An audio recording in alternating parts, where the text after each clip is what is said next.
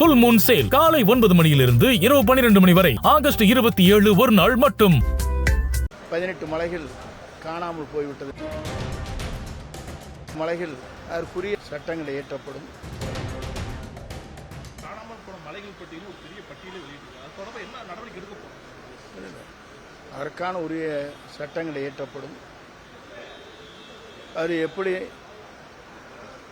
எடுக்கப்பட்டது என்பதை துறையின் சார்பாக நடவடிக்கை மேற்கொள்ளப்படும். அதற்காகத்தான் நேற்றைய தினம் கேட்கின்ற போதே தெளிவாக சொல்லியிருக்கிறார்கள். எத்தனை வித்தியாசத்தை பற்றி சொல்லுகிற போது அரசு பணிகளுக்காக எத்தனை கோடி யூனிட் எடுக்கப்பட்டது,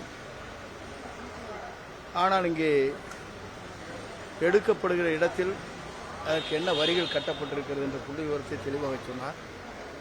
ஏறத்தாழ 18 மலைகள் காணாமல் போய்விட்டது என்று கூட சொல்லியிருக்கிறார். அதற்குரிய நடவடிக்கை விரைந்து அவர் எடுத்து வருகிறார்.